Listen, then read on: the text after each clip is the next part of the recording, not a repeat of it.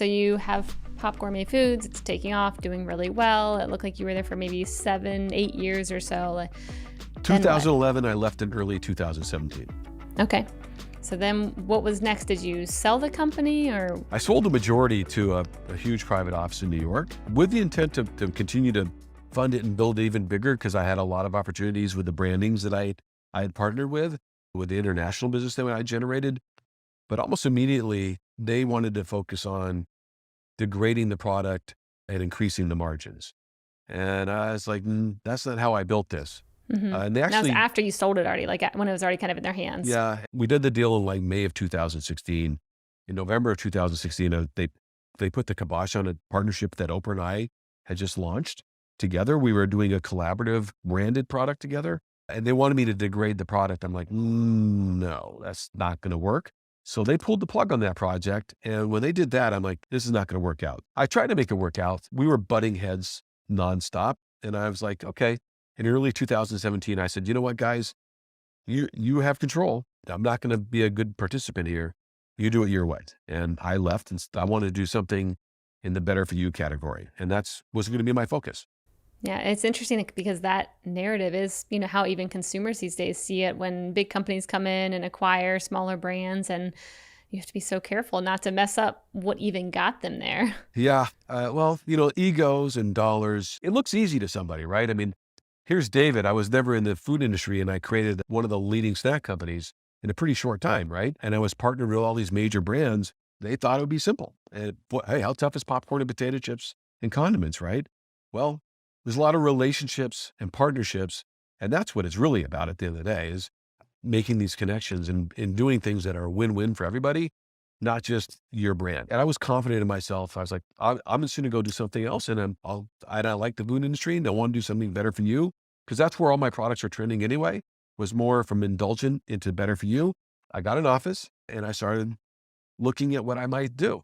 Obviously, knowing your North Star of wanting to create food that was better for people, that's a good guiding principle. But how do you even start ideating on a whole new company idea? Being an entrepreneur, some people say, geez, oh my God, I don't know how you came up with that. It was genius. I go, no, if I was genius, I would have figured out all the reasons I couldn't do it, right? I mean, there's obstacles that are going to happen. And some people sit down and they're like, okay, they want to write a plan. And like, ooh, boy, that's going to be a problem. Ooh, that's going to be a problem. And pretty soon they don't want to do it, right?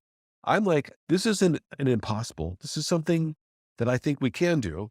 And it sounds like I could really be creative and innovative and bring the people something unique and better, whatever the category is. I think I could figure it out. And to me, it's always, why not? I'll give it a shot. I really started looking at different categories, and I wanted to see where it was stale and where I could bring something better, where there would be demand.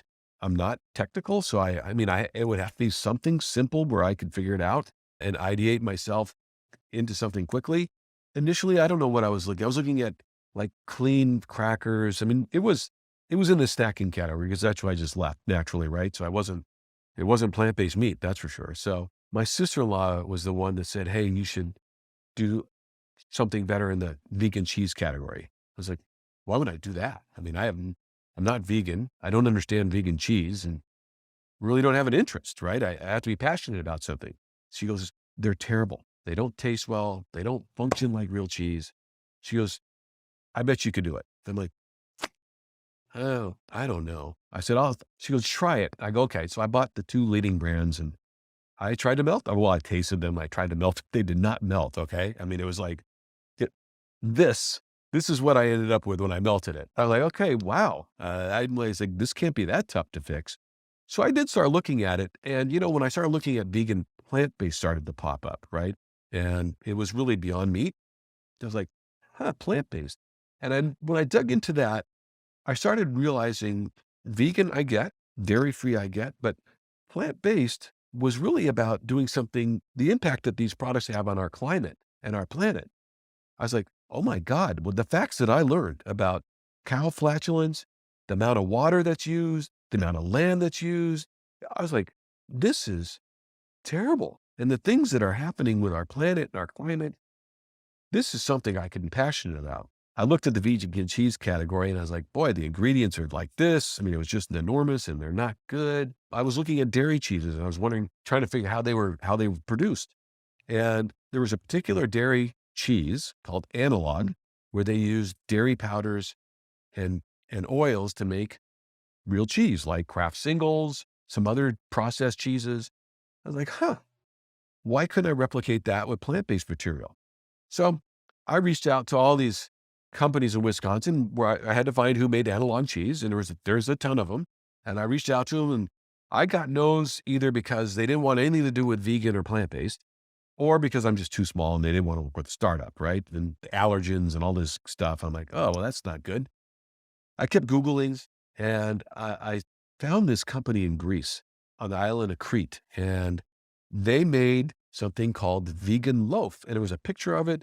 It was an analog cheese, and it showed it melting. I'm like, boy, that looks good. So I ordered it. It showed up 2 weeks later, and I melted it and tasted it, and it did melt really well. And it tasted like just very plain American cheese. It was transparent because the coloring wasn't really well, but the composition was there. The foundation for the melt and a potential good flavor and texture was there. They made this for other people for Ramadan and the Greek Orthodox holiday, and that was it. I reached out to them and I wrote them an email and I said, hey, I'd like to work with you. And they're like, no.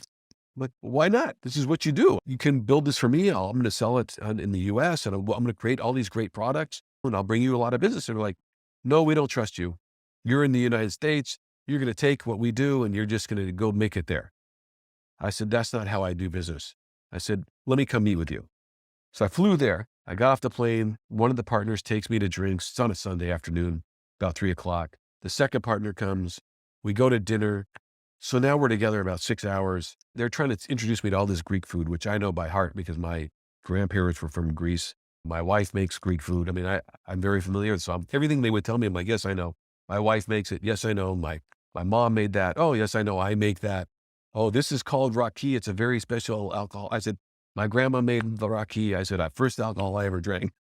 And they're like, oh my God. He says, you, I trust. You can have whatever you like. So I built these products like the American cheese, cheddar cheese, all the slices and shreds. I built the brand to connect with the consumer because you can have a great product. If they don't like your packaging and branding and they can't connect with it, you're doomed. I mean, I learned that in the snack category. All these things are really important. I came up with Good Planet, small e because it's plant-based. It's good for the planet. Launched a brand in May of 2018 and it just took off. I mean, it like wildfire. Hey, thanks for watching. This segment was made possible by our friends at Salesforce Commerce Cloud.